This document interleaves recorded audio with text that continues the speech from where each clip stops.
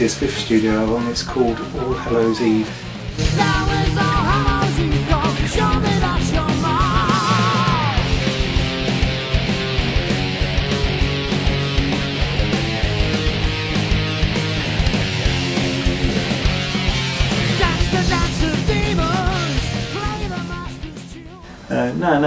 It isn't a concept album as such, but there is a thread running through about 5 of the songs on the album, starting with All Hallows Eve and The Pagan Queen and Daughters of the Moon.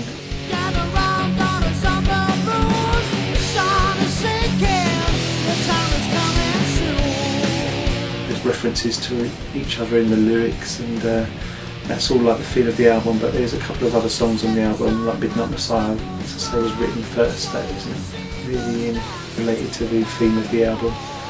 And then we've got The Spell as well, another song which isn't directly sort of related to the album, but it fits in nicely.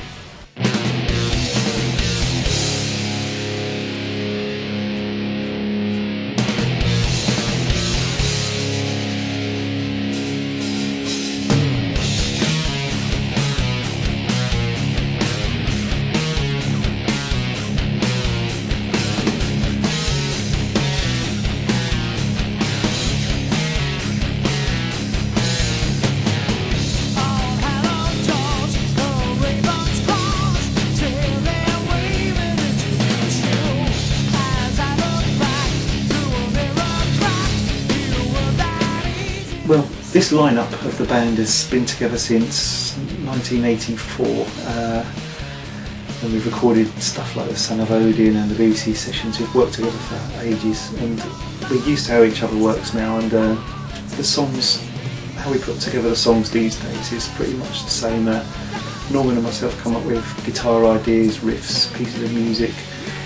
We play them past the Dobbs brothers, Kevin and Nigel, work out their own sort of rhythms, and they work together pretty closely, working out the accents and the feel of putting their own feel into the song. They're very, very original like that, and what they add to the song, can completely change the first idea, how it starts off originally.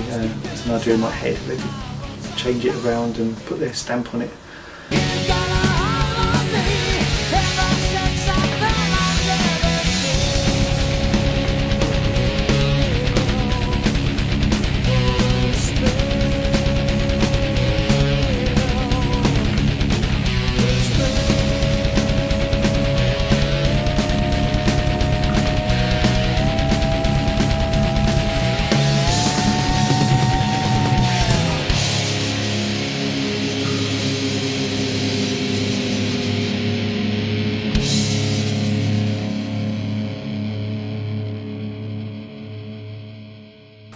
That was fucking rocking.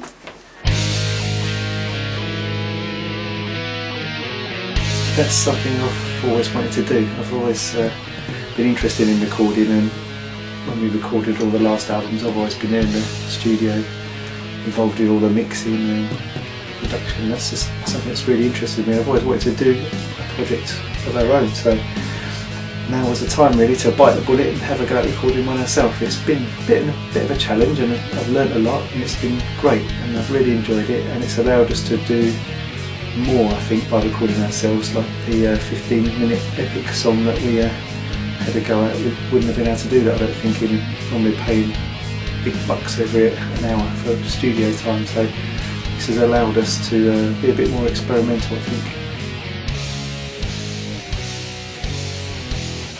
It started off or the idea, when we was at rehearsals and working through the new numbers, and Kev, our bass player, said, why don't we do a 15-minute long epic on the new album? Straight away I thought, yeah, great, that's a really good idea.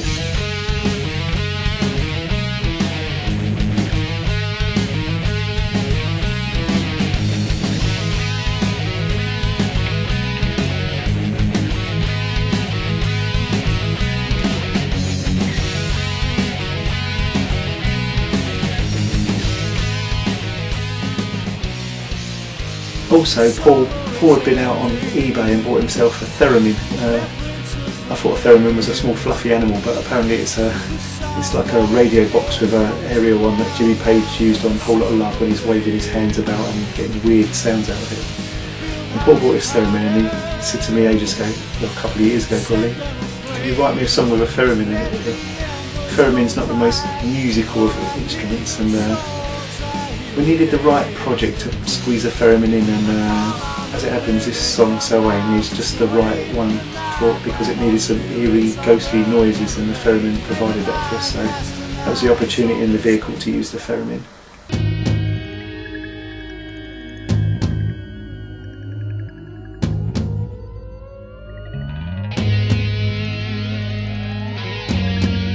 I started reading about Samhain, this pagan Celtic festival, and it was a sort of ceremony where they welcomed back the dead spirits for a night to enjoy the ritual and the feast of Samhain.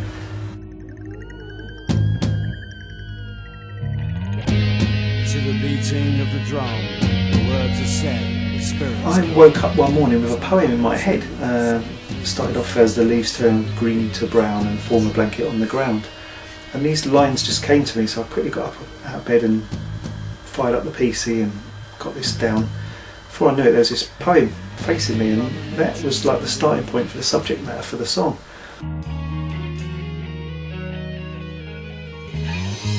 These leaves now turn from green to brown and form a blanket on the ground. Summer faces certain death, slowly takes her final breath. And that was the basis. I gave it to Paul. Paul wrote all the lyrics for the verses and choruses. The artist who did the album cover is Duncan Storr.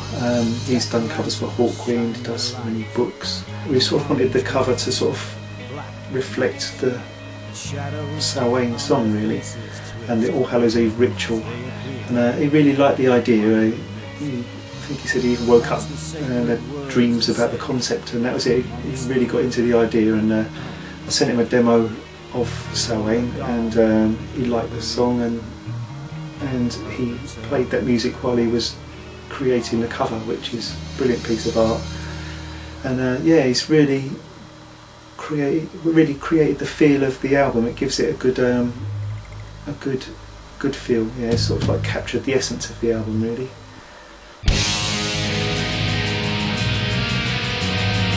Well, we still want to make new music and new albums. We've been together a long time, and the Son of Odin album always seems to be the one that people talk about. That was this year voted Classic Album of the Month by Sweden Rock Magazine, and was voted one of the top 20 power metal albums of all time in Terrorizer magazine, alongside Judas Priest and other bands, which is great of course, but we don't just want to be known for the Son of Odin album. We still want to do new things, and we still want to make an album better than Son of Odin. That's what we would like to do.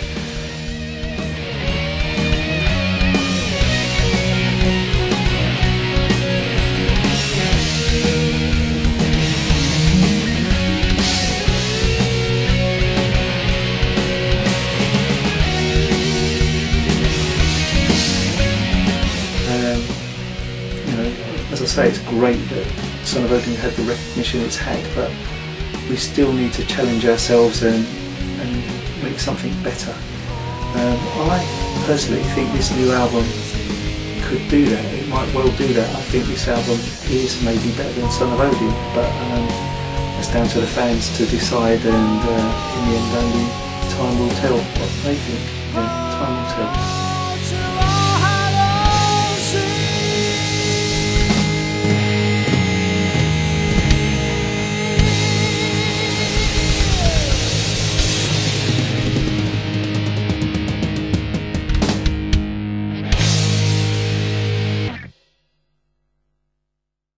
To go where no man has gone before.